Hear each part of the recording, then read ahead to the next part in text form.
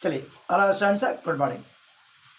ठीक, बस अब अगला चेकलिस्ट वीडियो का अगला टॉपिक एक स्टैटिस्टिक, जो आप लोग चाहते हुए थे कि स्टैटिस्टिक का एक वीडियो होना चाहिए। तो एक छोटा सा टॉपिक है स्टैटिस्टिक, एक क्वेश्चन कवर करेगा। तो आप इसको एक बार देख लेना, 15 से 20 मिनट्स का वीडियो रखेंगे।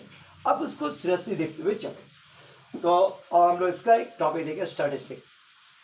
देखो, स्टैटिस्टिक में आपको पढ़ना क्या था सिलेबस में? मीन है, मीडियंस है, स्टैंडर्ड डिविएशन और वेरिएंस।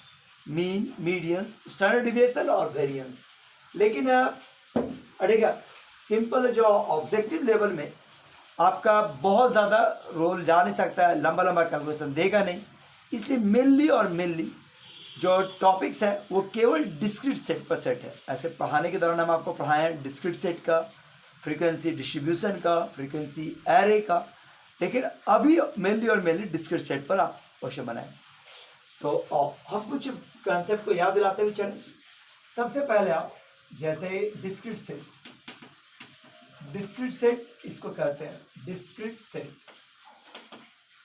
ठीक है, अगर ऑब्जर्वेशन देखा जाए, ऑब्जर्वेशन का रिजल्ट है मान लो x1, x2, x3 and xn, ये ऑब्जर्वेशन का रिजल्ट है। तो आपका मीन को हम लोग x बार से नोट करते हैं।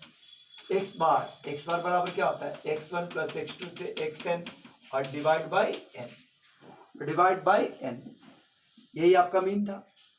अगर आपका स्टैंडर्ड डिविएशन या वेरिएंस का बात किया जाए फ्रॉम मीन्स, ठीक बात, तो हम इसका बात करते हैं standard deviation from variance from mean का एक समेशन का फॉर्मूला था, summation of xi minus x बार का होल स्क्वायर और डिवाइड बाई n।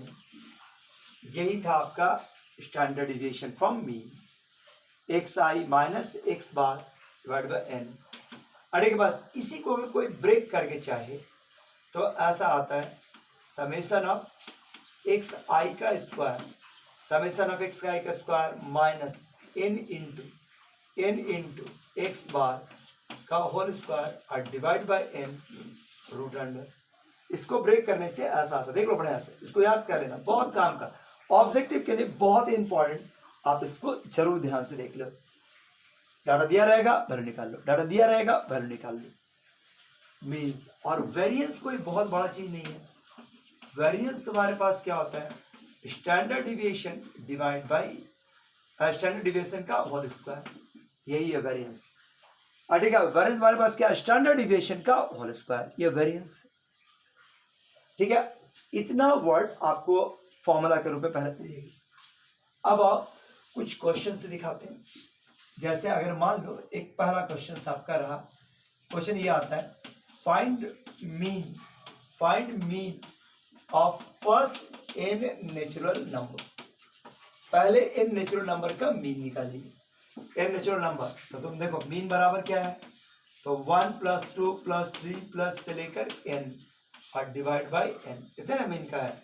अगर आप इसका फॉर्मूला जानते होंगे तो n प्लस 1 बाई 2 और ये n, 10 से n cancel, this is n plus 1 by 2, this is mean, यही आपका मीन है।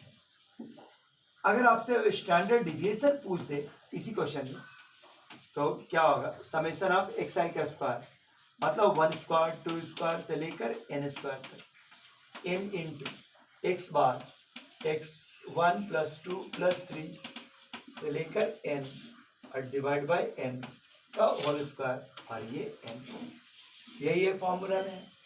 आपने निकाल देना। अगर आपसे पूछा जान रहा तो ये वाला क्या फॉर्मूला है? n इंटू एन प्लस 1, जानता ही होगा फॉर्मूला, 2n प्लस 1 बाई 6, और ये फॉर्मूला आप जानते हैं, this is n plus 1 by 2 और ये n कटेगा इसका होल स्क्वायर और डिवाइड बाई n। अब देखो n से n ये वाला बाहर अंदर वाला n से n कैंसिल। अब इसको ओपन कर, n प्लस 1 बाई 2 कॉमन आ रहा है, n प्लस 1 बाई 2 कॉमन, क्या बचेगा? 2n प्लस 1 बाई 3 और यहां पर एक तो बचा, n एक निकल गया, n प्लस 1, तो n plus 1 divide by 2 LCM ले लो तो 4n प्लस 2, 3n माइनस 1, यानी कि आप देखोगे तो ऐसा आएगा n(n-1) और डिवाइड बाय 12। सो फाइनली हो गया दिस इज n(n²-1) और बाय 12। अब आप इसको फॉर्मूला के रूप में याद कर लो या रिजल्ट याद कर लो, फॉर्मूला याद कर लो या रिजल्ट्स निकालने का तरीका सीख लो। फर्स्ट 5 नेचुरल नंबर बोला तो n+1/2। अगर तुम्हारे स्टैंडर्ड डिविएशन का n × n(n²-1/12) तुम निकालना भी सीख जाओ या फॉर्मूला भी सीख जाओ। अब तुम्हारे पास ऑब्जेक्टिव में डायरेक्ट इससे भेंट हो जाएगा। जैसे देखो क्या बोला, find mean and variance, sorry find means and standard deviation of 1 2 3 4 5 से लेकर 10 तक। तो तुम गौर से देखो पूछा क्या है। अरे बस सीधे तुम्हारे पास क्या है, मीन, फर्स्ट 5 10 नेचुरल नंबर। तो मीन का फॉर्मूला क्या रहा, दिस इज n+1/2 यानी 11/2। अरे बस यही आपका मीन का फॉर्मूला, सॉरी अब मीन का फॉर्मूला में तुम्हारे पास क्या हो गया, n × n+1/2 यानी कि n+1/2 नहीं ठीक तो है 11/2 यानी कि 5.5, यही मीन हो गया। और अगर स्टैंडर्ड डिविएशन बोला जाए तो इस फॉर्मूले में बैठा n की जगह पर 10(10^2 - 1) और डिवाइड बाय 12, जो आ जाएगा वही स्टैंडर्ड डिविएशन। कितना हो गया जी, 10 हो गया, 99 हो गया, डिवाइड बाय 12। अगर आप 2 से काटते हैं तो 2 छक 12, 2 पचे 10, 3 दूनी 6 और ये 33 बचे 165/2, जो आएगा उसी का रूट, यानी कितना हो गया 80। ये हो गया 2 8 16, 2 दूनी 4.5, यानी कि लगभग 9 पॉइंट समथिंग का स्टैंडर्ड डिविएशन कुछ आएगा। ठीक है, फिर से देखो, फाइंड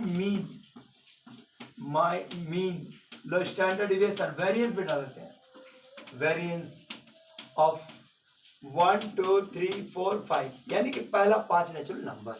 हाँ, पहला 5 नेचुरल नंबर का मीन, स्टैंडर्ड डिविएशन और वेरिएंस मांग रहे हैं, तो आप मीन निकालिए। मीन के लिए फॉर्मूला n+1/2 यानी कि 5 + 1/2 6/2, 6/2 3 √3 1.732।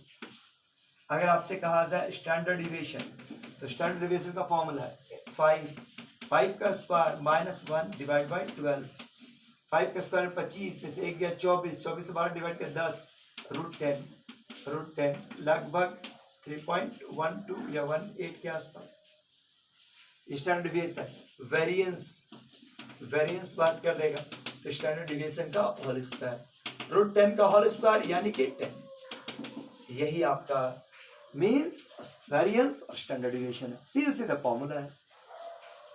अगर कभी कभी दूसरा डिजिट भी दे दे, दूसरा भी डिजिट 1 3 5 7 9, क्या फर्क पड़ता है हम लोग। अड़ेगा मीन्स के लिए फॉर्मूला क्या होता है, सबका सम x1 समेशन ऑफ x1 यानी 1 + 3 + 5 + 7 + 9 और डिवाइड बाय 5, जोड़ लो, रूट नहीं होता। कितना हो गया 7 9 7 16, 16 5 21, 21 और 4 25/5 यानी कि 5। ये मीन्स है।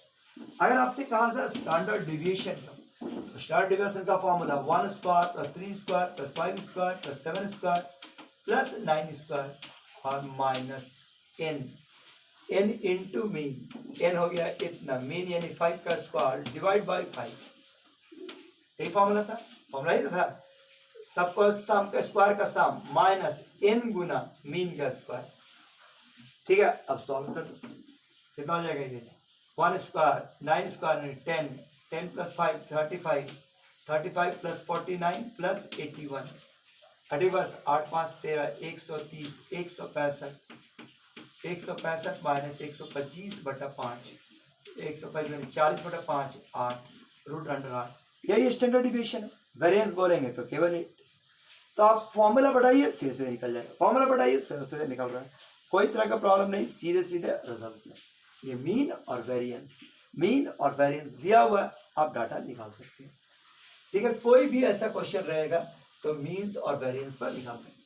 अब 1-2 प्रॉपर्टीज को भी ध्यान रखें, आप ध्यान में रख सकते हैं।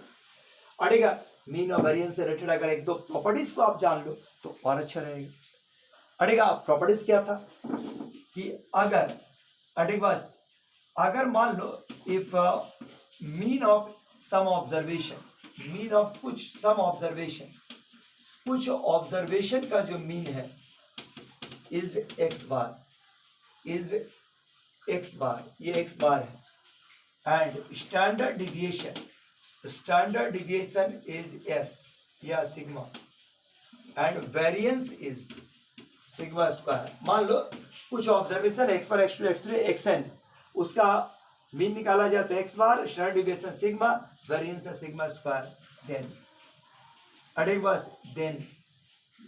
अगर कहा जाए then and if all the observation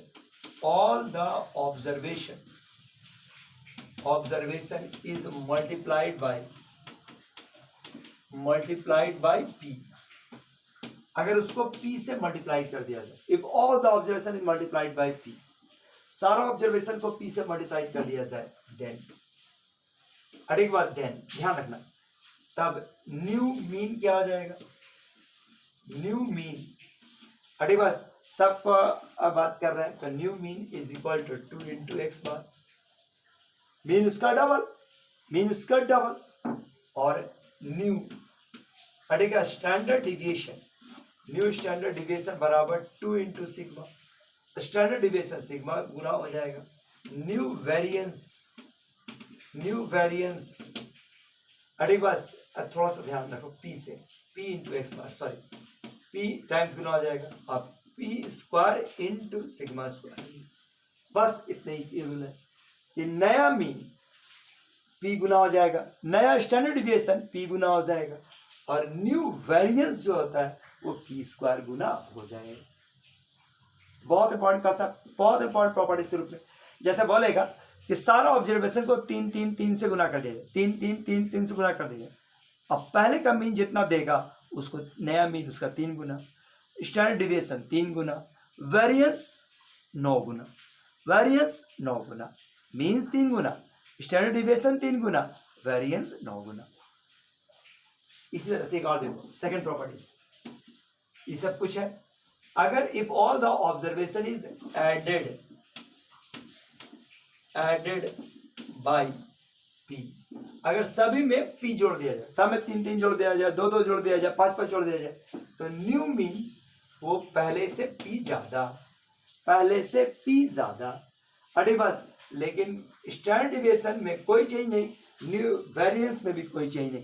ध्यान रखना, इसमें 3 मत जोड़ देना, p मत जोड़ देना, स्टैंडर्ड डिविएशन में नो चेंज, वेरिएंस में नो चेंज, स्टैंडर्ड डिविएशन में नो चेंज, वेरिएंस में नो चेंज, बस इतने ही पर ध्यान देना, स्टैंडर्ड डिविएशन और वेरिएंस में नो चेंज। अरे बस ये आपका फॉर्मूला, और ध्यान रखना क्या बोलेगा कि सारे ऑब्जर्वेशन में 5 जोड़ दिया जाए, सारे ऑब्जर्वेशन में 5 जोड़ दिया जाए, बताओ न्यू स्टैंडर्ड डिविएशन क्या होगा, जो पुराना था। जोड़ने से कोई फर्क नहीं पड़ता, घटाने से कोई फर्क नहीं पड़ता, हाँ गुना करने पर 5 गुना हो जाएगा, गुना करने पर उतना गुना हो जाएगा, जोड़ने पर फर्क नहीं, घटाने में फर्क नहीं, गुना करने पर फर्क पड़ता है, ठीक। बस स्क्वायर करने जोड़ने और घटाने से कोई फर्क नहीं, गुना करने पर फर्क पड़ता है। हो जाए बस, ये थोड़ा ध्यान रखना। अरे बस जैसे तुम्हारे पास एक क्वेश्चन आता है, एक और दोनों को मिला हुआ प्रॉपर्टीज पर बेस्ड एक क्वेश्चन देखो, क्या बोलेगा, if standard deviation of x1 x2 x3 is sigma, ये आपका सिग्मा है, देन बताइए स्टैंडर्ड डिविएशन ऑफ, हाँ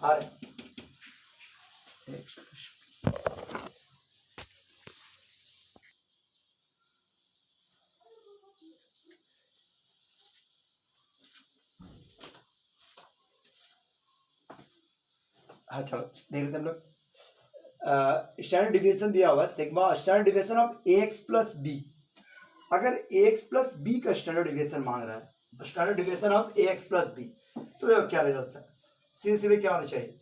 अगर तुम गौर देखो तो x का स्टैंडर्ड डिविएशन है, मैंने समेशन ऑफ x का है सिग्मा, तो x में क्या गुना है a, तो स्टैंडर्ड डिविएशन में गुना होने पर उसी से गुना आता है, जोड़ने में कोई फर्क नहीं, गुना होने पर उसी को आता है, जोड़ने में कोई फर्क नहीं। तो आंसर क्या होगा, स्टैंडर्ड डिविएशन भी हो जाएगा ए इंटू सिग्मा। समझ में आ रहा बस, जोड़कर कोई फर्क नहीं पड़ता, हटा दो, समझो है ये नहीं। अब समझो ए गुना था तो ए इंटू सिग्मा। फिर से एक question, if a standard deviation of x1 x2 x3 अडेगा इज सिग्मा, और आपसे कहा जाए standard deviation of this is ax plus B, और मान लो इसमें सी भी जोड़ दो, तब क्या होगा, कुछ नहीं, ठगने वाला क्वेश्चन है। तो इसको गौर से देखो, a by C X plus B by C, A by C X plus B by C. अब x में क्या गुना है, a plus C, b plus C जुटा हुआ है, ठीक, बस अगर कुछ जुटा हुआ रहे, अगर कुछ जुटा हुआ है कोई फर्क नहीं पड़ता, समझो है ये नहीं। अब बताओ कितना होगा, standard deviation is equal to A by C, यानी कि A by C into sigma, इसका सिग्मा तो A by C into sigma, यही इसका कंसेप्ट है। ठीक है, एक का वर्ड और अभी इंपॉर्टेंस है, ठीक है, बस variation in deviation in standard variance. देखो एक वर्ड आया वो देख रहे थे, ठीक है, एक वर्ड आपका है वेरिएंस, नहीं coefficient, sorry coefficient of variance, coefficient of variance. तो वेरिएंस का कॉफिशिएंट का फॉर्मूला होता है स्टैंडर्ड डिविएशन बाय मीन, ठीक है, स्टैंडर्ड डिविएशन बाय मीन। और अगर हम परसेंटेज का बात किया जाए कॉफिशिएंट ऑफ वेरिएंस, तो standard deviation by mean into 100%, बस उसी पर कंसेप्ट है 100%। ठीक है, अब देखो एक क्वेश्चन रखे हैं, क्वेश्चन ही लिख क्या कहते हैं कि अगर फॉर वेरिएबल इतना इतना 12 इतना n इज इक्वल टू 20, असल क्वेश्चन में आधा तो लिख दिया ना,